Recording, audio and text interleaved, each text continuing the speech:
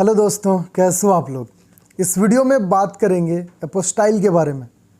यार एपोस्टाइल होता क्या है ये बहुत लोगों को मालूम ही नहीं है, और जिनको मालूम है वो लोग बार बार मेरे को पूछ रहे हैं कि क्या एपोस्टाइल अब चल जाएगा, सऊदी एम्बेसी नहीं चाहिए वीज़ा स्टैंपिंग के लिए।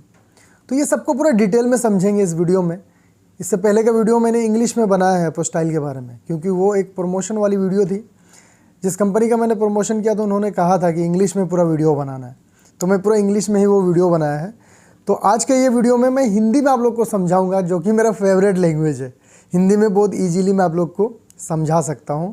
देखिए वीडियो अगर थोड़ा बड़ा होगा नो प्रॉब्लम, लेकिन आप लोग पूरा देखना ताकि आपको पूरा एकदम अच्छे से समझ में आए कि भाई ये एपोस्टाइल है क्या और इससे हमें क्या क्या फ़ायदा होता है। इसके अलावा सऊदी अरब से इसको क्या लेना देना है, और जितने भी मेरे भाई पढ़ाई कर रहे हो या फिर जॉब कर रहे हो, आपको ये जानना क्यों ज़रूरी है, ये सब बताऊंगा इस वीडियो में।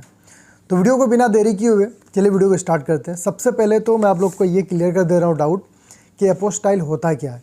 पहले आप देखिए, ये पेपर में ये स्टिकर दिख रहा है आपको, कलरफुल स्टिकर, इसी को बोलते हैं एपोस्टाइल।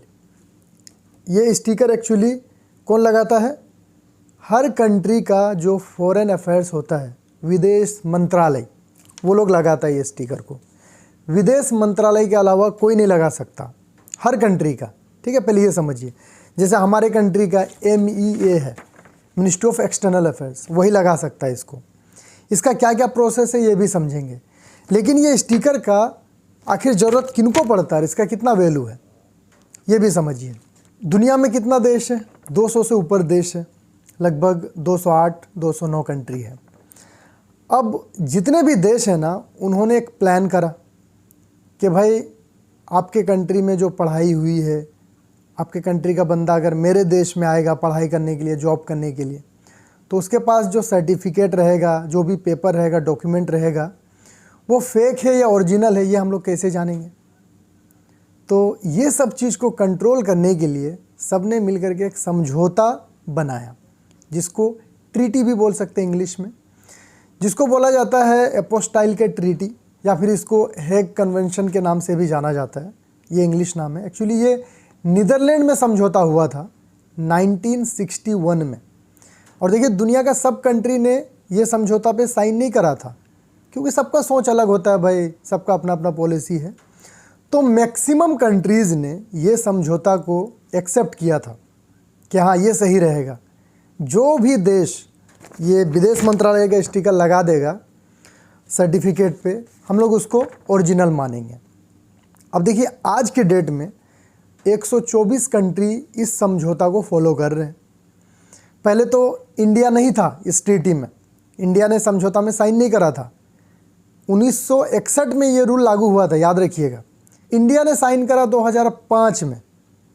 2005 में जब इंडिया ने साइन करा, तो अब जितने भी वो ट्रीटी में कंट्रीज़ हैं, वहाँ पे अगर कोई इंडियन बंदा जाएगा तो अपना डॉक्यूमेंट्स पे सिर्फ अगर ये स्टिकर रहता है मेन, तो फिर उसको कोई टेंशन ही नहीं होगा।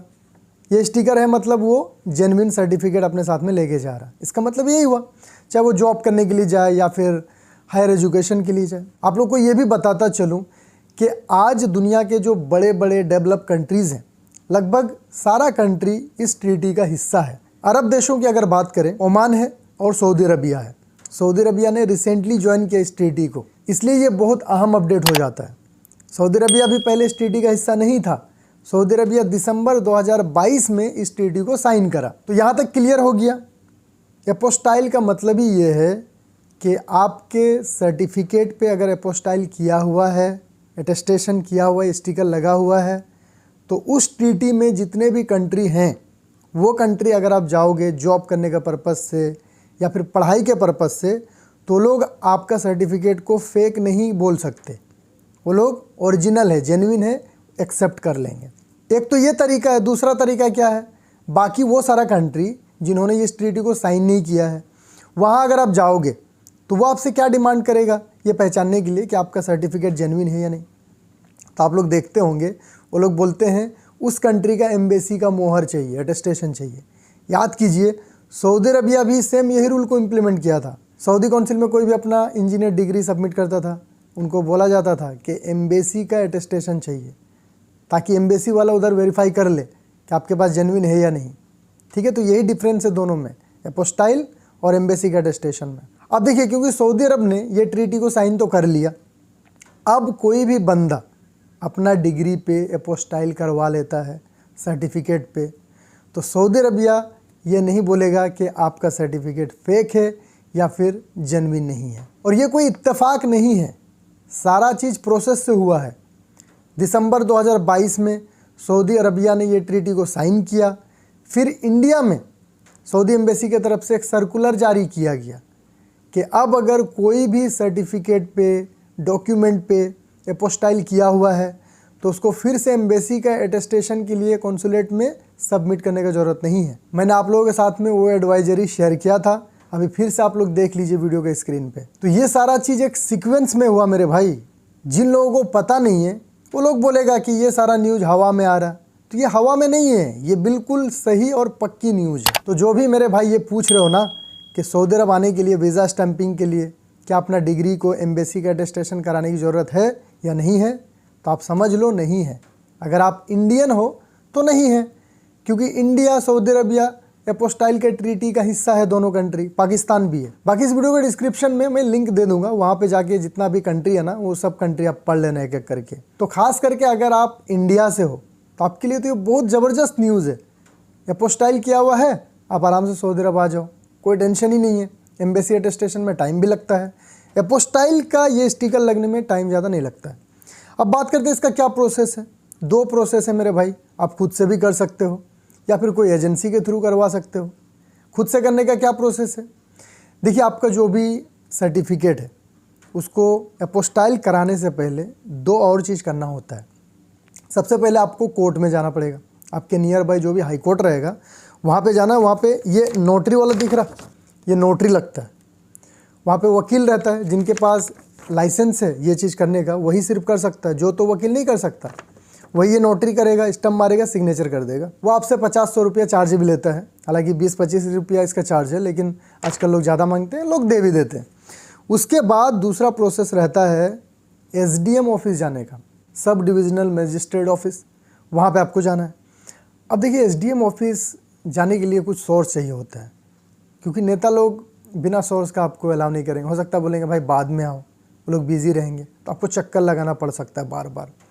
इसलिए लोग खुद से ये सारा झमेला रखता नहीं है, वो लोग कोई एजेंट या एजेंसी को पकड़ता है, थोड़ा बहुत ज़्यादा पैसा लगता है, लेकिन उन्हीं से सारा काम करवाता है, क्योंकि समय बचता है, एनर्जी बचता है, सारा कुछ उनका स्मूथली हो जाता है। कौन इतना सर दर्द लेगा, क्योंकि SDM का स्टम्प सिग्नेचर लेने के बाद अब आपको जाना पड़ता है MEE का दफ्तर में, और MEE वाले भी आपको डायरेक्ट अलाउ करते नहीं है।